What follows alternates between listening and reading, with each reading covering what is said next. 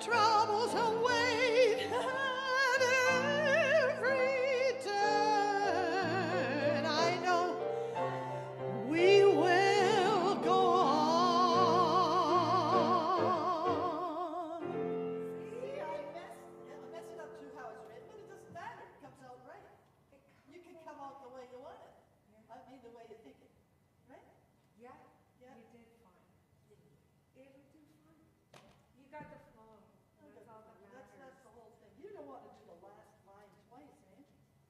It always feels like it, right? Yeah, don't you?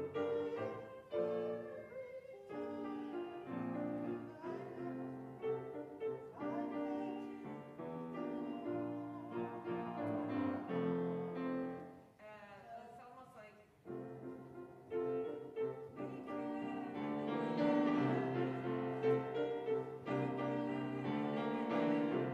it almost feels like you should do that, but I won't remember. no, it's okay. Let's not do anything last minute. No, that won't work. That sounded fantastic, Miriam. I'm glad. You know, it's not in a good key for me, but that's all right. I tend not to be able to breathe properly that low, you know? Well, let's view the positive and the fact that it sounded great. Okay.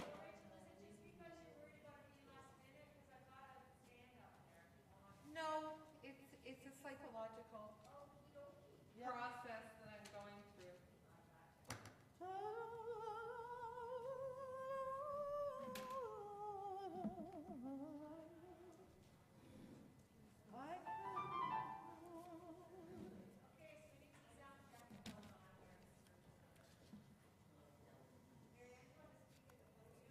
Sure.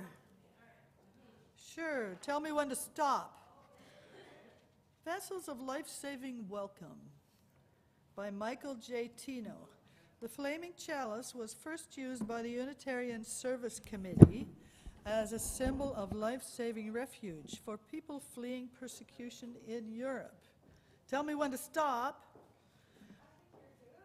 Oh, as we light this chalice, we invoke the love that called people to put their lives at risk to help save others. She's just doing a sound check. Yeah, You're that's next. good. Then. You sound good this morning. Good. Your voice is nice and strong because you're a singer. Yeah. You know, it comes from here. Yeah. Not from here. No. But it also comes from the heart, because I believe everything we're talking about, right? We're good to go. We are. Yeah. Does she check you too? No, they know. They know my voice. I guess. Look who's back, John Elliott. Good morning. How are you doing, John?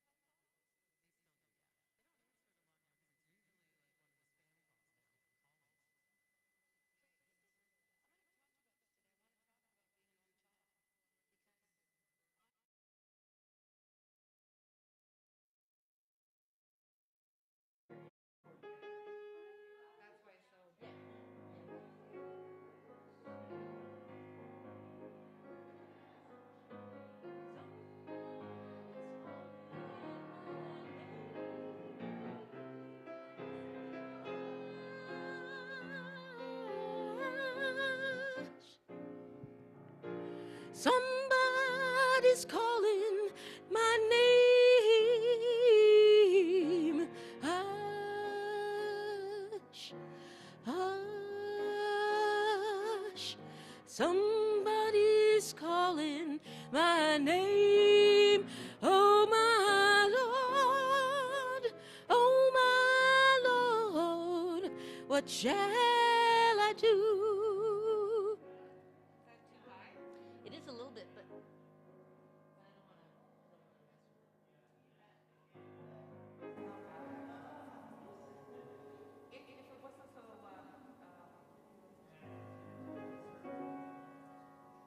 I don't want you to stress.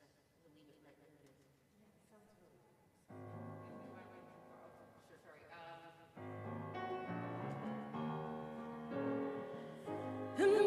Sounds like Jesus.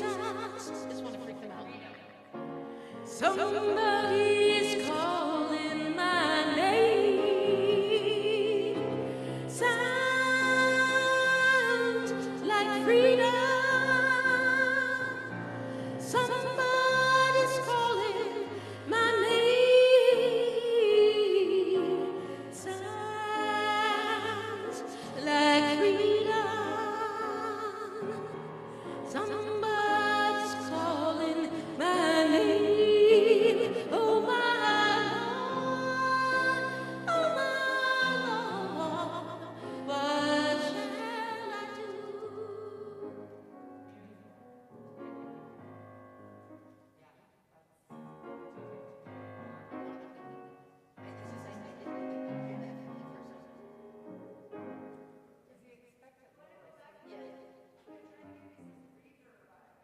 Okay.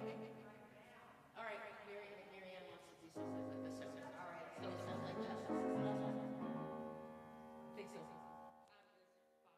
Oh, shit. Okay. Oh, sorry. Death comes creeping, and I'm so glad trouble don't last. Okay. All right. It just keeps going. Just keeps going. Okay. Well, just do justice and let Mary Ann do her verbing. Okay. Sounds like justice. Somebody's calling my name. Sounds like justice. Somebody's calling my name.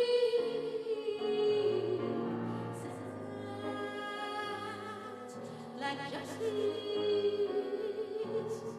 Somebody's calling my name. Oh, Lord, oh, my Lord, what shall I do?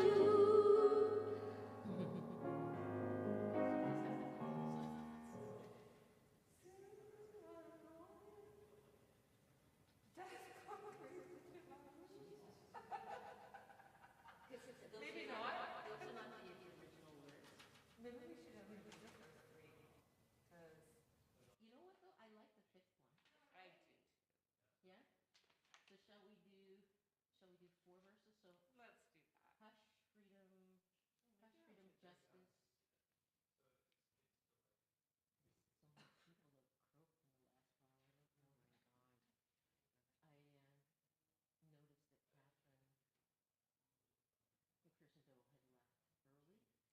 Yeah, it That's right. triggered. Both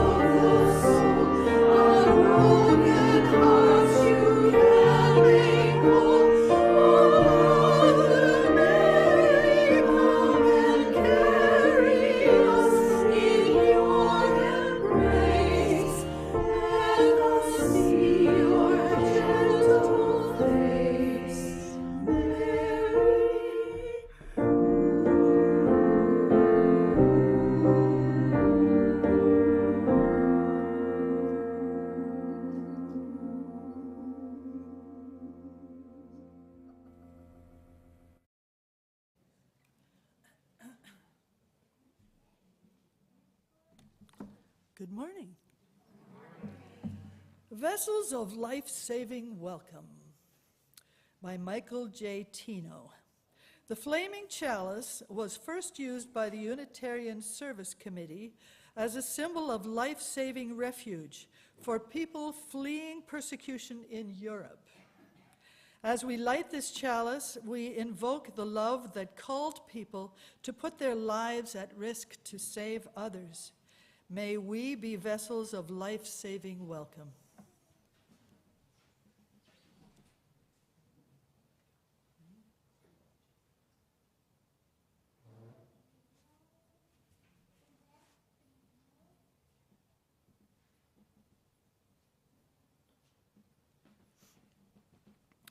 Please join me in our chalice lighting words. May this flame be our light of friendship and love. Good morning, second time. Welcome to the First Unitarian Church of Hamilton. We welcome you here in the sanctuary and those who have opted to join us on YouTube. The online folks are muted, and I would ask the people here to do the same. Please ensure that your devices are turned off. My name is Marianne Terpstra. My pronouns are she, her, and I am this morning's service leader, if you haven't guessed that already. I want to thank today's service team, which includes Reverend Jamie Boyce, music ministers Beverly Horton, Rachel Derry, and our ensemble. Story for all ages will be done by religious educator Tim Versteeg. And our tech team includes John Elliott, Josh McIntyre, Marianne Forbes, and Chase Tapley. Our ushers today are Agnes Cunningham and Peter Morgan. And worship associates are Anne Craig Hoath and Sue Johnston. So, we are not the first people on this land, nor will we be the last. We acknowledge our connection to the web of all existence, honoring the past and preparing for the future. The stewardship of the original people who lived here preserve this place for our generation now. We seek to be respectful stewards of this place for those who will follow. Whoever you are, whoever you love, wherever you are on your journey of faith or search for meaning, today you are one of us and you are welcome in this house of worship.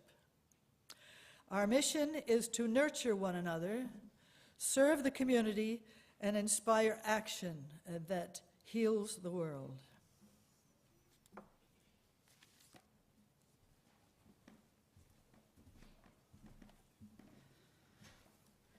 Good morning, beloveds. It is good to be with you today again. Look, the sun is shining just for us.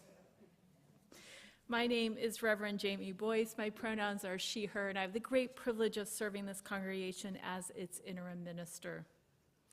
Welcome to all those gathered here today, those gathering with us in our digital ministry for this day of reflection, this time for us to reflect deeply on questions of ultimate concern, to notice the challenge of history, and to huddle around the warmth and love of beloved community as we dwell in the presence of mystery.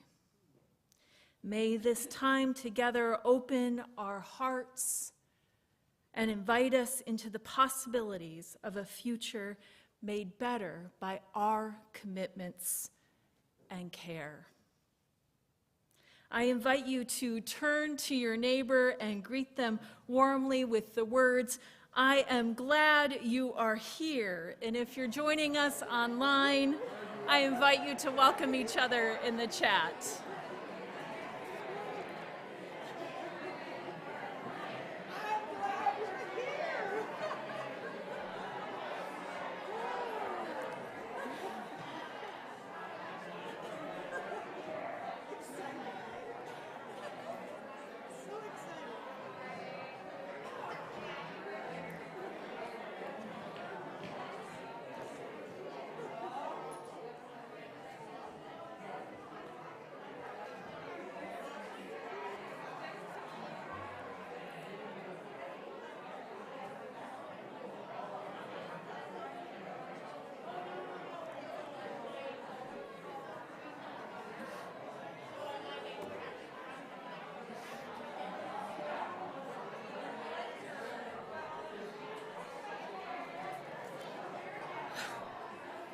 I love seeing all this happiness and joy.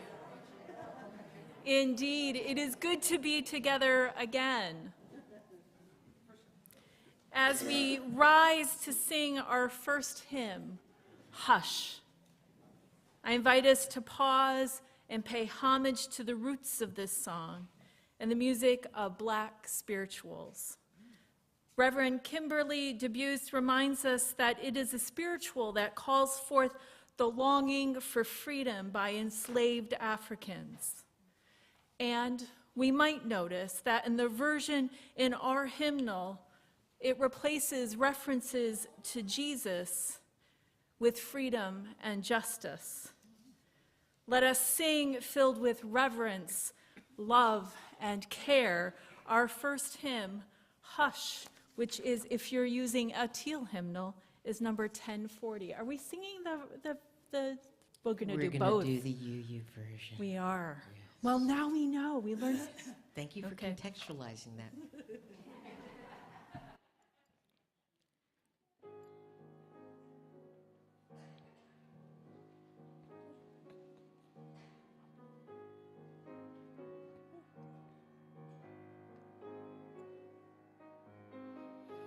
Hush, hush,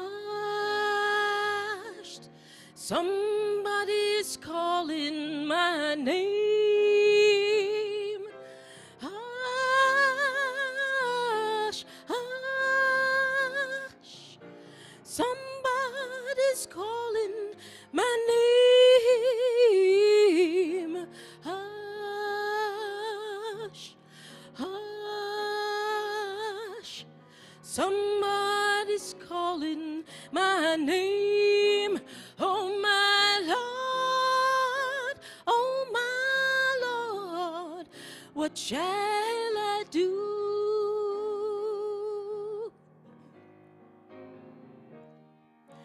Sounds like freedom. Somebody's calling my name. Sounds like freedom. Somebody's calling my name. Sounds like freedom. Somebody's calling my name. Oh my Lord, oh my Lord, what shall I do?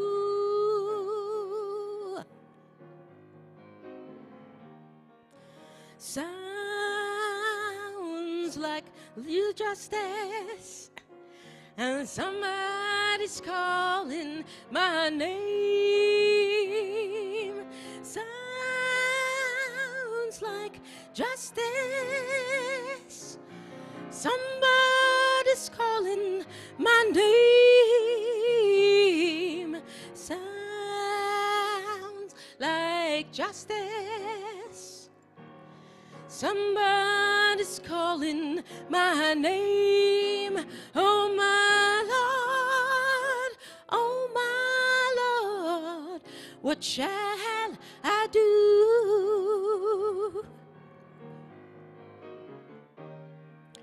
Soon one morning, death come creeping in my room. Soon one morning, death come creeping in my room. Soon one morning, death come creeping in my room. Oh my Lord, oh my Lord, what shall I do?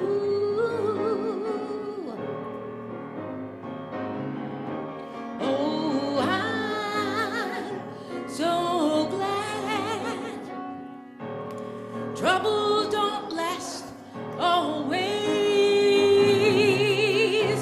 I'm so glad trouble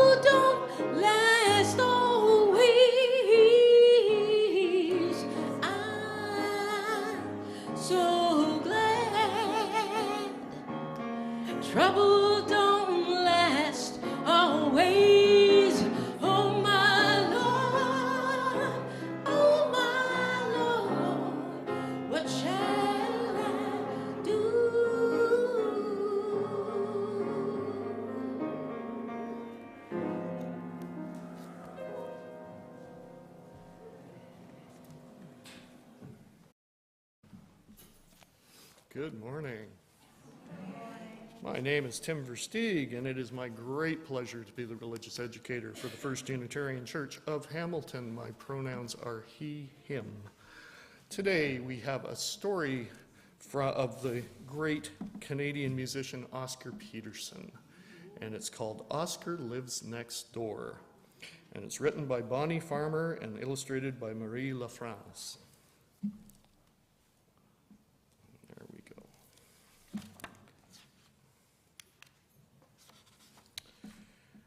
Daddy is a Pullman porter on the railway. He is dog-tired by the time he gets off the train at Windsor Station. It's good to be home, he says softly as he lays his head on his pillow. But he doesn't fall asleep because Oscar lives next door. Root-a-toot-toot goes Oscar's trumpet. Daddy sits up in bed. We're moving, he says. That Oscar roots and toots too much. Bing, bang, bop goes Oscar's piano. We're moving, says Daddy, pulling the pillows up over his ears. That Oscar bings, bangs, and bops too much. Oscar's brothers and sisters play musical instruments too. They jam day and night. Bing, bang, bop, bop, bang. Root-a-toot-toot-toot. We're moving, Daddy shouts. I can't stand this racket anymore.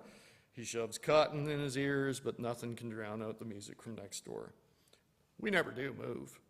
I love listening to Oscar's lullaby long after the shuffling, scuffling noises of our neighborhood hush. One day, Oscar races me down Atwater Street, and we run past the dress shop with its doll ladies dressed in sparkling gowns. We sprint past the beauty parlor where hair sizzles between the hot comb's teeth. My legs are shorter and move faster than Oscar's long legs, but he takes bigger strides than I do. He reaches the corner before me. Let's pretend to be elephants, I say. We lumber down the street, swaying our arms from side to side and bellowing. A farmer's cart rolls by us on its way to the market. Nay, whinnies the horse pulling the cart. Nay, we answer back, bobbing our heads and lifting our feet high like horses. We giddy up back to the church where we play a trick on Reverend James. We bang on the church door and hide. Reverend James pokes his head out of a window. Oscar, Mildred, calls. Come out from behind those bushes. My heart pounds in my chest. Oscar's eyes are as big as saucers. We dash away, squealing like piglets. We don't stop running till we're back home. Oscar is laughing so hard, he starts to cough. He has to bend over to catch his breath. Oscar's father calls and points to his watch. It's time for Oscar's music lesson. See you tomorrow, Oscar, I say. Oscar waves goodbye. On warm evenings, we sit on the back porch listening to neighborhood sounds. A train whistle wails in the distance. Daddy's train. That's A and F, Oscar says. I strain to listen, but only Oscar can hear every musical note of the howling choo-choos as Daddy's train leaves the station and clangs along the canal. The trumpet is Oscar's favorite instrument. There's a genie inside, says Oscar. Listen.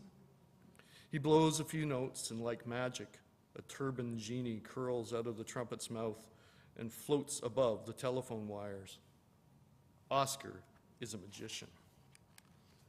The following Saturday morning, I wait for Oscar to race me to the corner again, but he doesn't come. I knock on his door. Is Oscar home, I ask? Oscar's very sick, dear, replies Mrs. Peterson. He had to go to the hospital last night. Turns out that Oscar has a disease with a long name. Tuberculosis. Thank goodness there's a shorter way to say it. TB. Oscar has TB. The doctor says he'll get better, but it will take a long time. I hide in the hall closet. Millie, Mom calls me to supper. I squirm deeper into the closet. Mildred, what are you doing? We played a trick on Reverend James. Is that why Oscar's sick? Mom smiles and shakes her head. No, Millie, you catch TB from other people, not from making mischief. It's like a really, really bad cold. It hurts your chest and makes you cough a lot. Mama rings Mrs. Peterson's doorbell and invites her over for tea. How is Oscar? Mrs. Peterson stirs her tea for a moment, then blurts, He won't talk. We can't get a peep out of him. He refuses to talk. The nurses are beside themselves. His father thinks he needs a good spanking. What shall we do? I'm at the end of my rope. I can't visit in the hospital, so I make Oscar a card. Dear Oscar, the trick we played on Reverend James did not make you sick. Get better and come home soon. Love, Millie.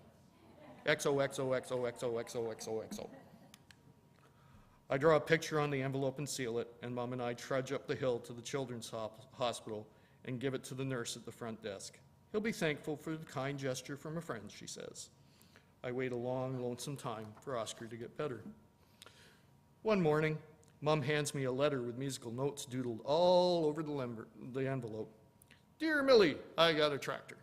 It's red and silver and big as a house. The nurses gave it to me because I am so quiet. I like it here now. I was scared and lonely before. I wish you were here too.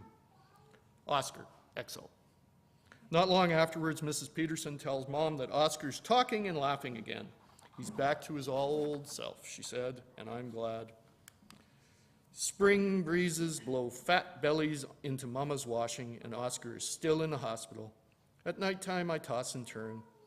Without Oscar's lullaby, I can't fall asleep. I tiptoe into the living room where Daddy listens to the radio, and I curl up on the carpet like a cat. Soft jazz plays through the radio's carved wooden panel. I believe Daddy misses Oscar too.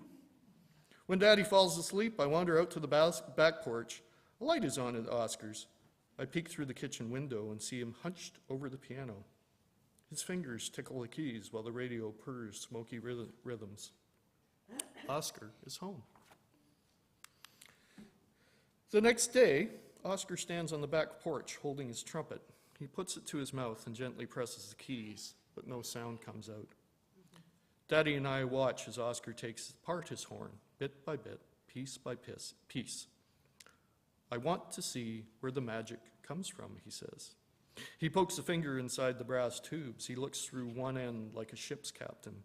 Pretty soon the floor is cluttered with shiny tubes and valves that he can't put back together. Oscar looks like he might cry. Daddy tells me that Oscar's lungs are no longer strong enough to blow into a horn. Daddy tips his porter's cap and kisses me goodbye, and when I get back to Montreal, I want to see smiles on both of your faces. I sit beside Oscar on the porch. Warm rain pitter-patters on Oscar's scattered horn. I pick up one of the shiny tubes. Maybe there's a genie inside the piano, too, I say. We stand on chairs, open the top of the piano, and gaze inside. Rows of little wooden hammers wearing felt hats run from one side of the piano to the other. Bands of wires stand at attention in front of the hammers. We take turns playing a key and watching a little hammer strike the wire. Oscar sits at the piano.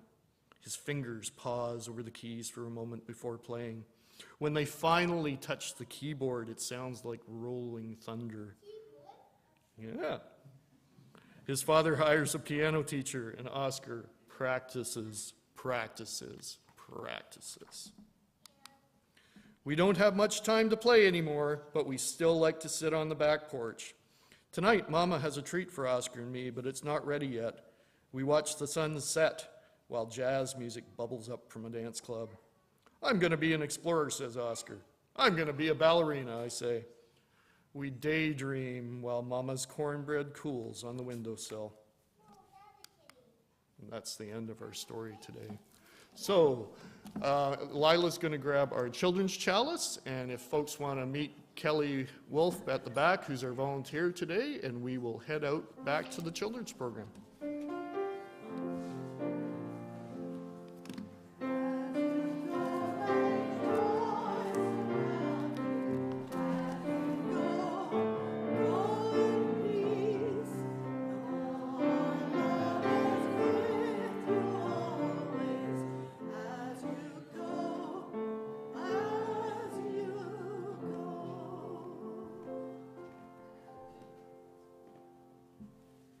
That was a good story. Good history. I invite us into a time of meditation, reflection, and prayer. With Valentine's Day just on our horizon, and as we embrace the call of our faith in centering love among us and our bodies as vehicles for this love. I offer this poem this morning from the author Enfleshed. Love cannot be bought or sold. It does not make a profit. Love does not hide from truth. Love dives deep. Love takes on flesh. Love is queer. Love is platonic.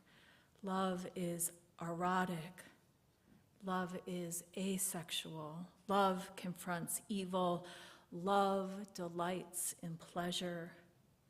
Love touches and weeps and flirts and feeds and creates. Love is risky. Love challenges systemic evil in all ways, in all forms. Love is simple, but not easy. Love is collective. Love rises up. Love apologizes. Love believes. Love corrects. Love holds accountable. Love pays reparations. Love heals. Love tells its story. Love embraces everyone, every creature, every creation. It is known intimately. It holds us collectively. Love transcends every boundary that seeks to confine it. It will not tolerate violence in its name. It does no harm. It only sets free.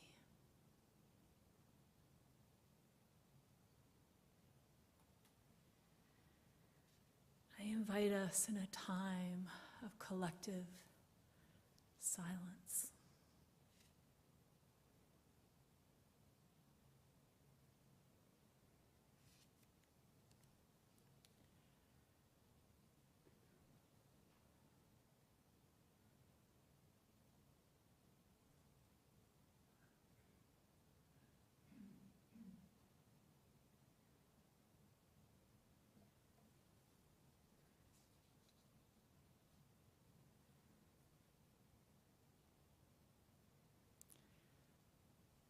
It is our tradition to light candles of community.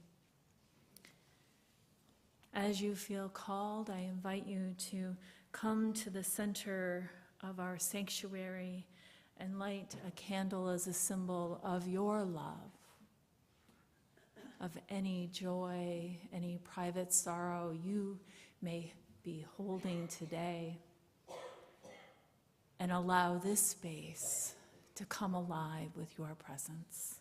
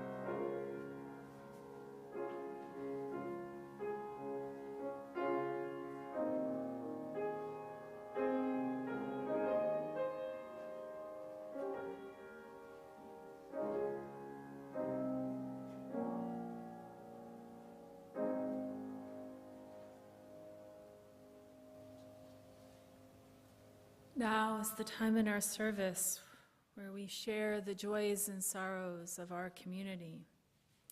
If you have a joy or sorrow to share on a Sunday morning, you can email it to me at jamie@uuhamilton.ca, or you can stop by our Joys and Sorrows table in our sanctuary, which has a beautiful little red light perched on it, so you can't miss it.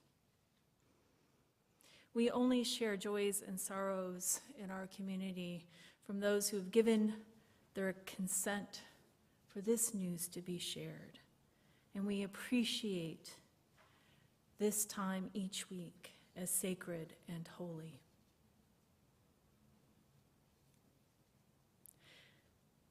We share more news about the celebration of life for Leslie Cordero. A party celebrating Leslie's full life will be held on February 19th from 1 p.m. to 4 p.m.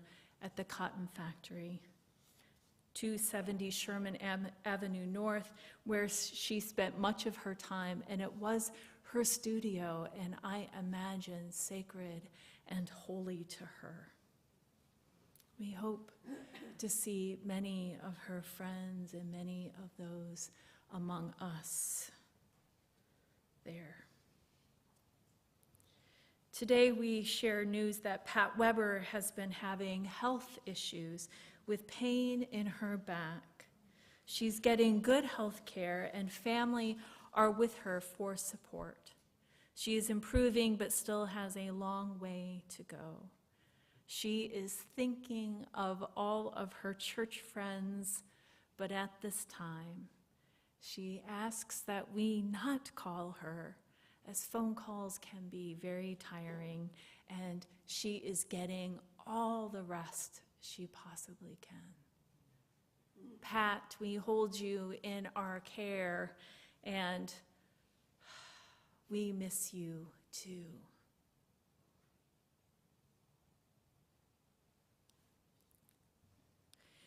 I have a joy to share this morning from Joanne Tunnicliffe.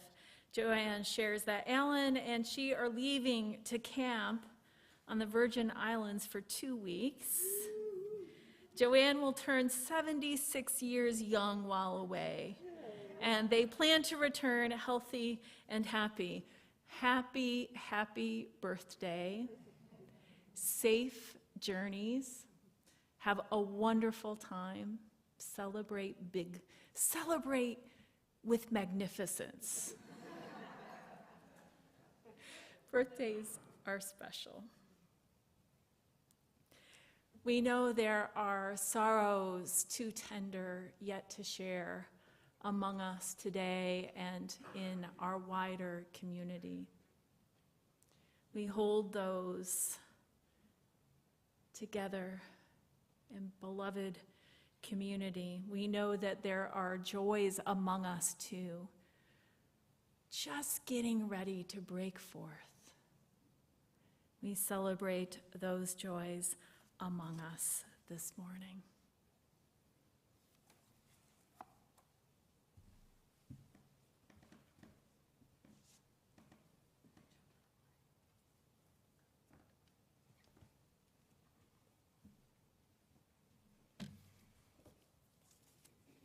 A reading.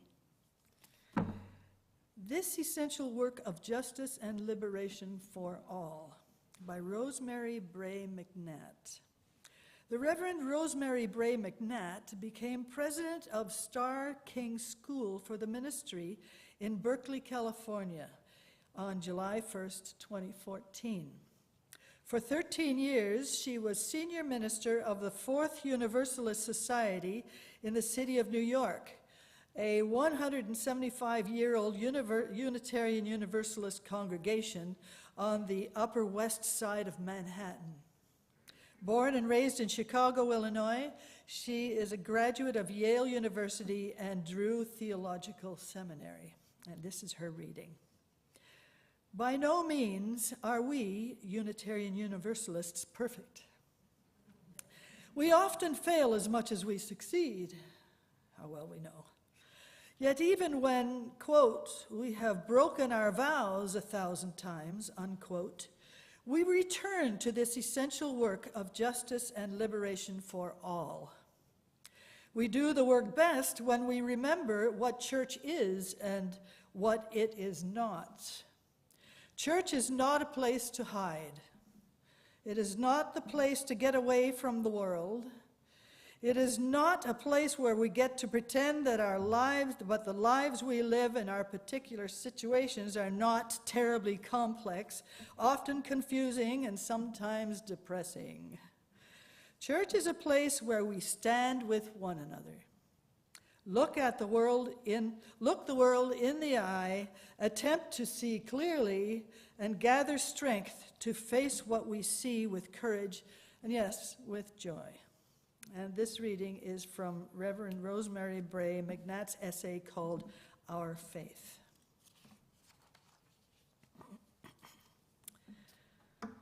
Our offering is a reminder of the spirit of generosity that is at the heart of our religious community. When we share our financial resources, we ensure the continued existence of our church. We will now receive our offering while we listen to our music ministers.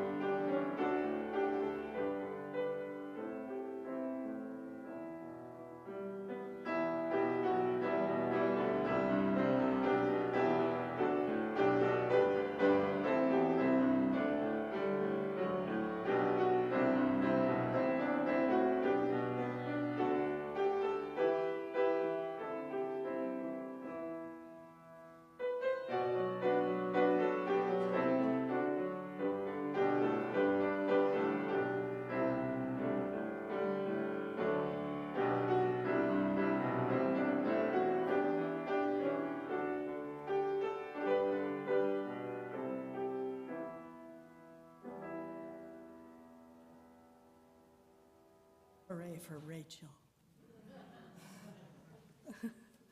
Your gifts in support of our ministries to one another and to the community are appreciated. Thank you.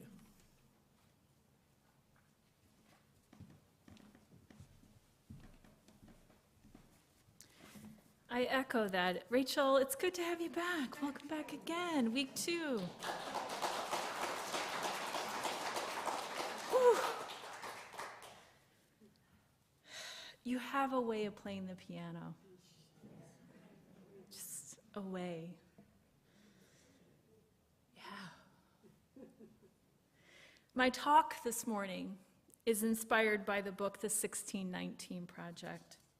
It is part confession, reflection, and call to action as we individually and collectively thicken and deepen our 8th principle practice and welcome the work of transformation. As you know, last year, this congregation voted overwhelmingly to affirm our 8th principle, to affirm that we, the member congregations of the Canadian Unitarian Council, covenant to affirm and promote individual and communal action that accountably dismantles racism and systemic barriers to full inclusion in ourselves and our institutions. In the last year, we have begun to bring greater intention, direction, and action to be accountable to this covenant. And as we emerge from the pandemic years and begin to shape and reshape our community from the inside, this covenant and affirmation is the most important work we are doing among us. And I notice the energy, enthusiasm, and willingness to learn, grow, and take action in our community here at First Hamilton and in our wider world. It is here, alive, pounding in our hearts, and I too feel the excitement of living in extraordinary times. Perhaps you've noticed the weave and weft of communities shifting as we move towards new ways of doing and being together, of centering and privileging voices and experiences and wisdoms of those who have historically been marginalized in our communities. We are learning more about how we hold and respond to intersectionality among us and how to notice and disrupt fields of power as they shape and replicate harm and cultures of white supremacy and colonialism in our midst. It is in this spirit that I, a cisgendered working class white woman, arrived this morning, holding observations, questions, and dreams for our future faith. In the summer of 2019, I was living in New Jersey, and it was my Sunday habit to come home from a long day at church and spend the afternoon drinking coffee and reading through the Sunday New York Times. I loved this ritual, the way I would drift into a nap after a few hours of reading in spite of the countless cups of coffee coursing through me. I still found a place for a nap. On a hot Sunday in August, I opened the New York Times Magazine and began a journey with history, began my own reckoning with what I didn't know. What I skimmed by was allowed myself to slip through my hands, even as I held the privilege of an education as a white woman in the United States. The publication of the 1619 Project in August of 2019 marked 400 years since the arrival of enslaved Africans to the English colony of Virginia. It is, as the title invokes, a book about a new origin story. And it tracks through history, literature, art, music, public culture, and lived experience the legacy of the arrival of enslaved people to the American colonies, and the legacy, violent and foundational to the building of an empire by the horrific forced migration of people from Africa. It began a revolution of conversation, education, and truth-telling that continues to demand an ongoing reckoning of the present with the past. To name the ways in which the economy, ecology, and institution of slavery shaped systemic oppression, violence, and the reproduction of white supremacy in the United States and beyond. Nikole Hannah-Jones, the creator of the 1619 Project, writes in the preface to the book, "What would it mean to reframe our understanding of U.S. history by considering 1619 as our country's origin point?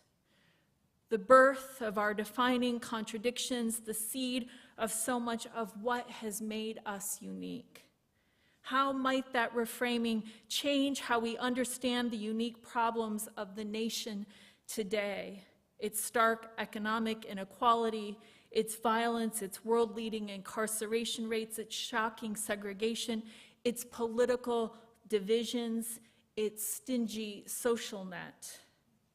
How might it help us understand the country's best qualities, developed over a centuries-long struggle for freedom, equality, and pluralism, a struggle whose DNA could also be traced to 1619?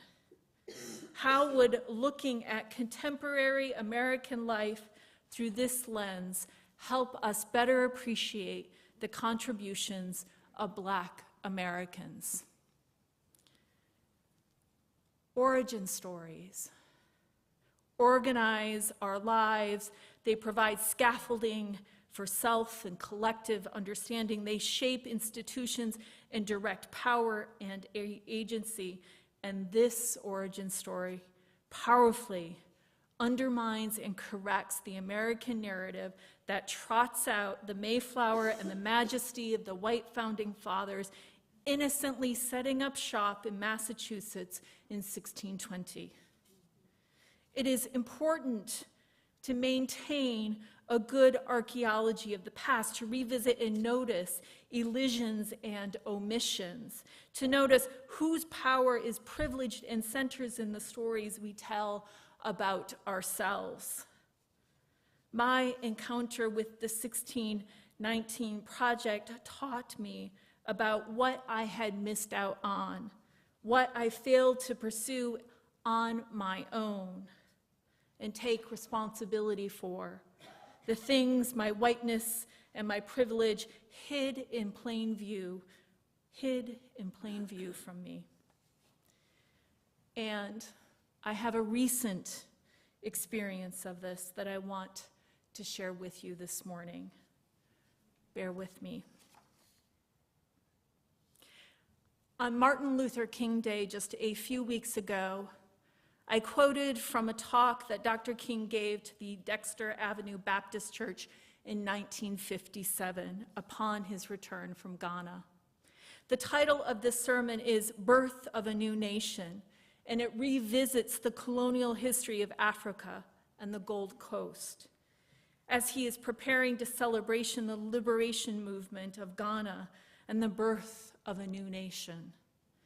I shared with you from this text the imagination of Dr. King for a global freedom movement, one that explicitly connected alliances, allegiances, and solidarities between American and African contexts.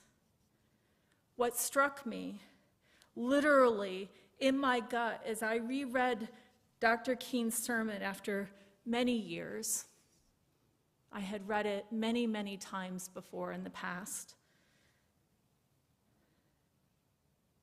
that as he's telling the story of colonialism to his congregation in 1957, he tells his congregation this: you remember it started in America in 1916.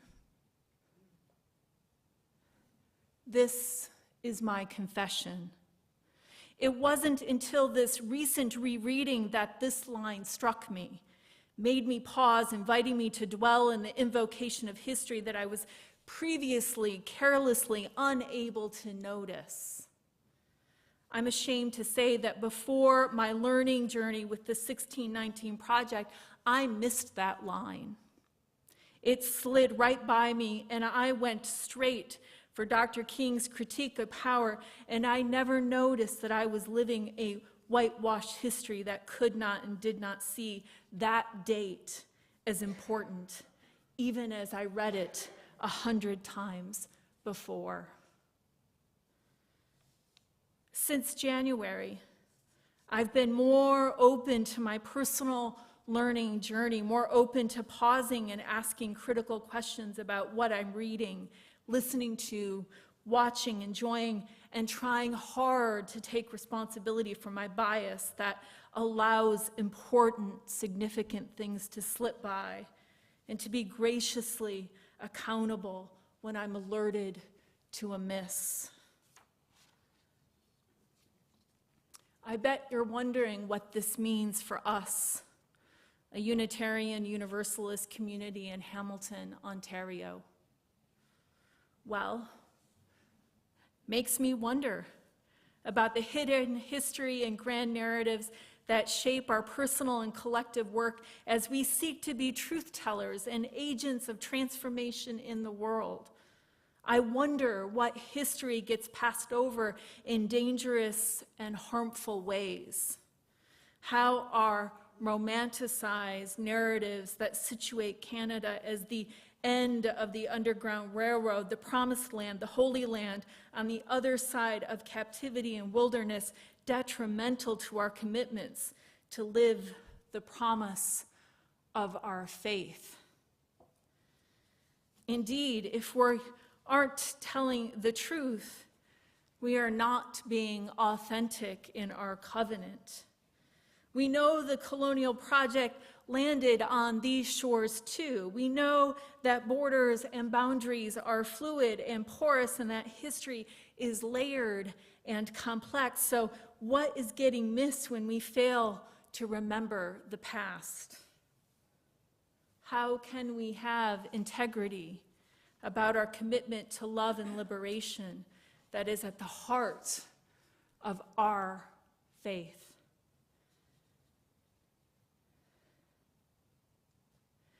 In delving into this exploration and this question, which today remains unfinished, this is a work in progress, I stumbled across the 2017 United Nations Human Rights Report. It was a mission to Canada to explore the state of affairs. And it writes, slavery existed in Canada from the 16th century until its abolition in 1834. After slavery was abolished, African Canadians still had to contend with de facto segregation in housing, schooling, and employment, and exclusion from public spaces such as theaters and restaurants. And I would add to this list healthcare inequality that is not explicitly named in the report, but which was and remains a chronic disparity throughout Canadian history. In 2018, the CBC did a series on the erasure of the history of slavery in Canada and named it a national crisis of denial, and noticed the dependence on false narratives that ultimately erases Blackness from the history of Canada.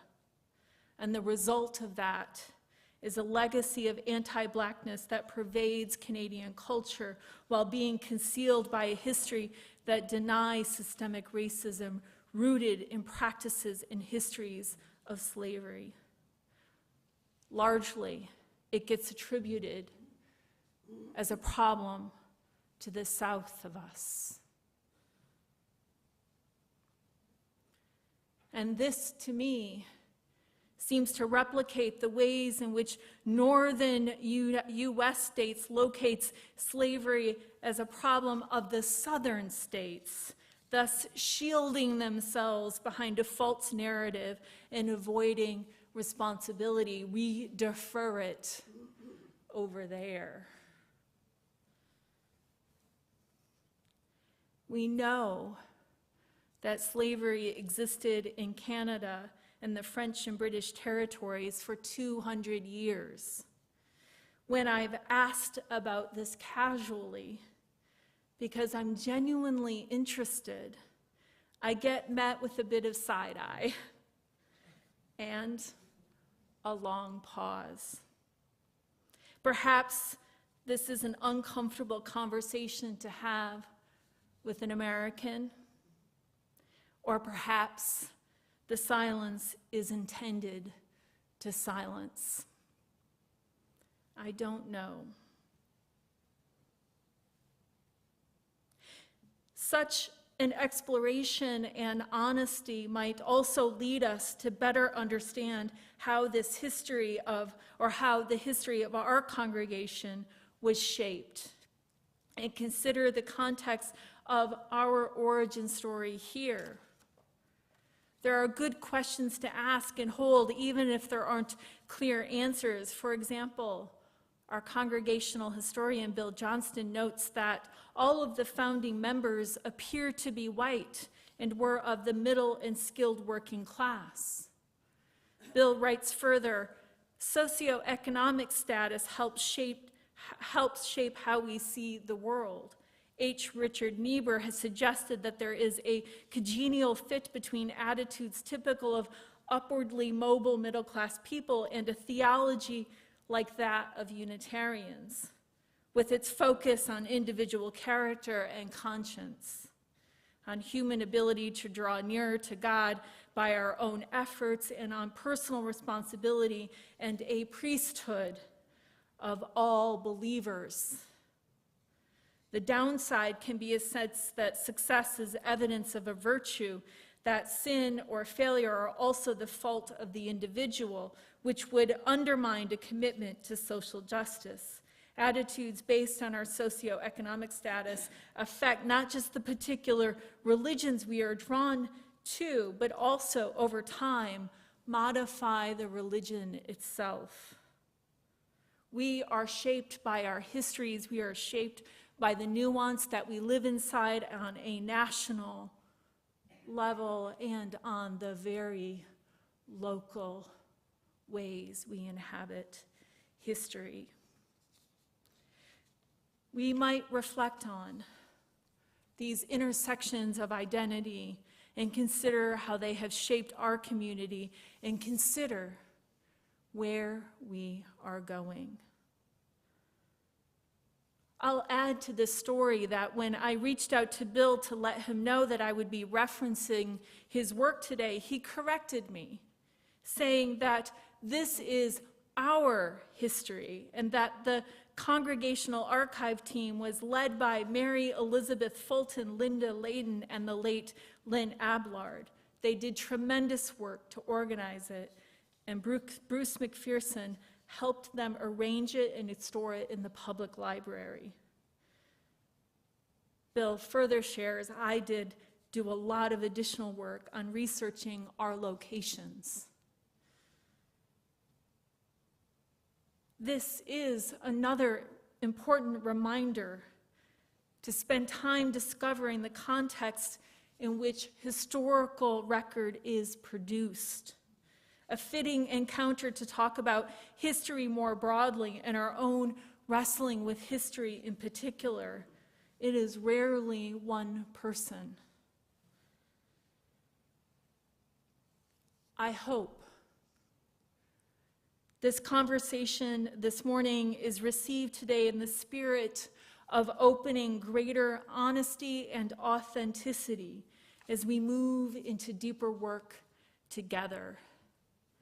It feels essential that we are able to ask hard questions, that we challenge what we think we know, and that we grow our capacity to notice how privilege and social locations shape what we notice and how we respond.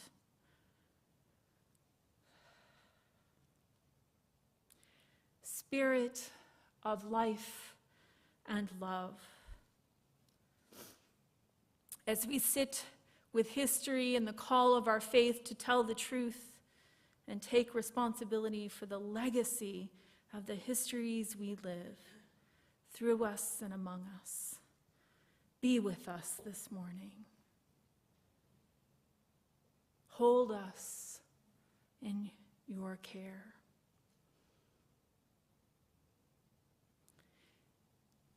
If you would like to learn more, to join us in this covenantal work, I have a call to action for you. On March 3rd and 4th, we are hosting a workshop on building a culture of inclusion with Dr. Paula Cole-Jones, author of The Eighth Principle and leader in the Article 2 revisions. Beverly Horton has arranged for us to spend a substantial amount of time learning with Dr. Paula Cole-Jones and deepening our practice. A link will be dropped into the chat online That will take you to the registration, or there's a small table outside with a beautiful little plant. You can sign up there, leave your name and email, and we will get you signed up as soon as possible.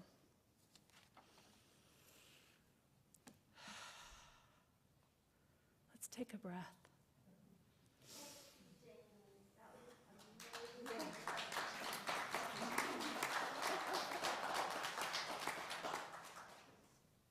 Let's take a breath.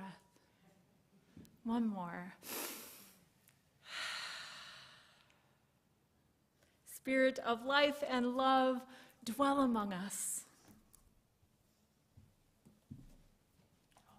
We're going to sing. We have a song. Which number? 10:15. 10:15 in the Teal hymnal. And Marianne will be our hymn singer.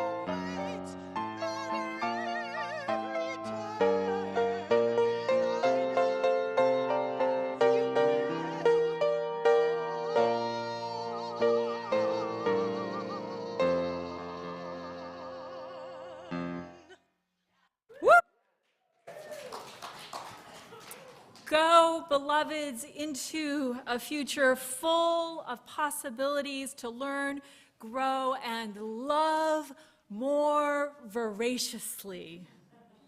May the communities you dwell in and among be changed by your passion for justice. May it be so, and blessed be.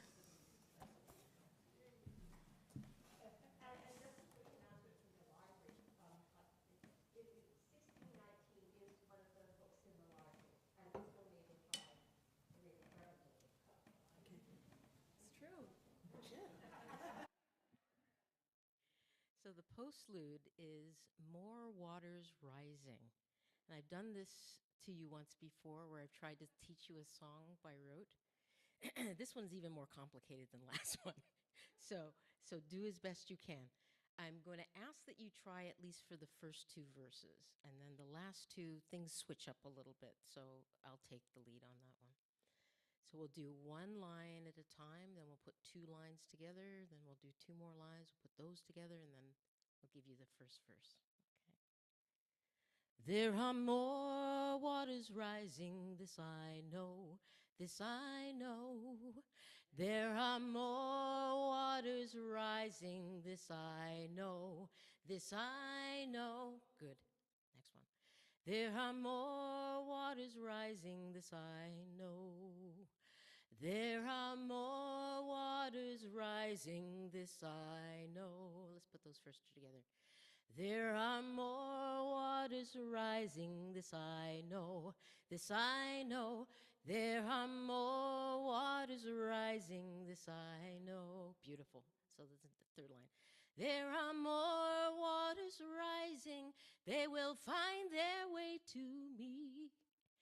There are more waters rising, they will find their way to me. Fourth line. There are more waters rising, this I know, this I know. There are more waters rising, this I know, this I know. The last part. There are more waters rising, this I know. There are more waters rising, this I know. Let's try the whole verse together. There are more waters rising, this I know, this I know. There are more waters rising, this I know. There are more waters rising, they will find their way to me. There are more waters rising, this I know, this I know. There are more waters rising, this I know. Second verse. There are more fires burning, and it follows the same pattern. There are more fires burning, this I know, this I know. There are more fires burning, this I know.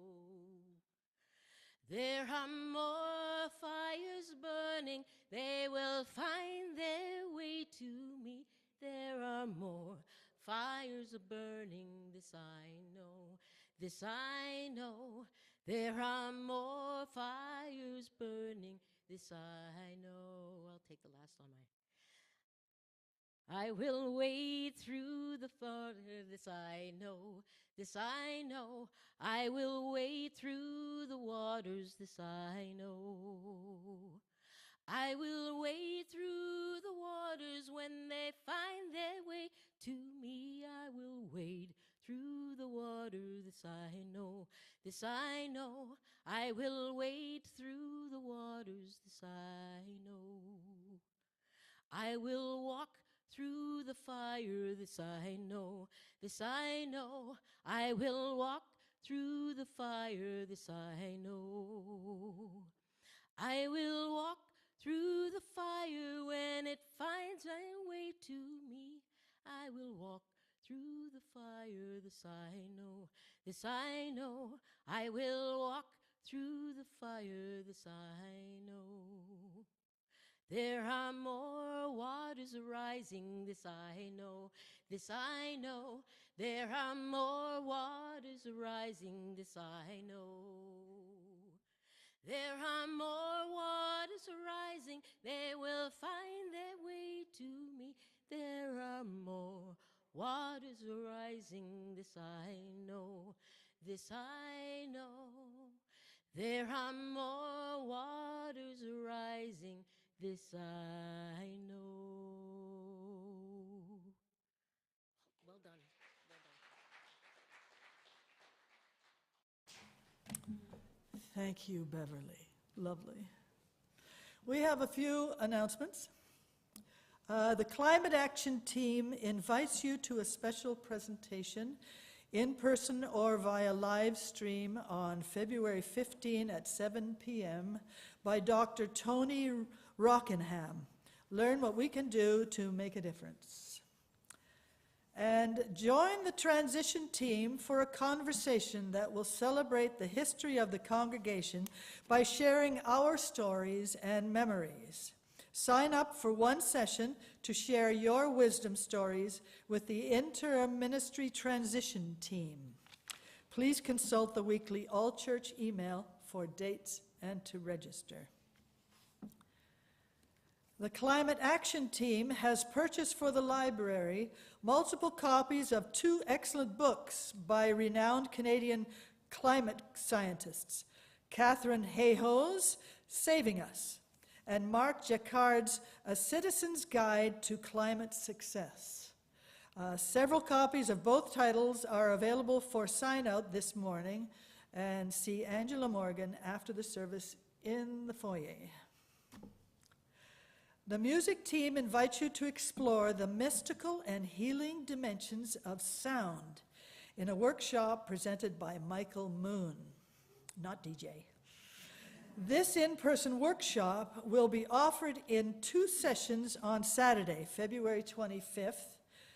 Space is limited, so register early by contacting Beverly Horton and Joanne Deere. Please include, quote, sound bath, unquote, in your email subject line. More information can be found on the church website and in the weekly all-church email. For more information about these events and to register, please see our website and your weekly all-church email. Now I'm going to extinguish the chalice, and I think we have a goodbye song.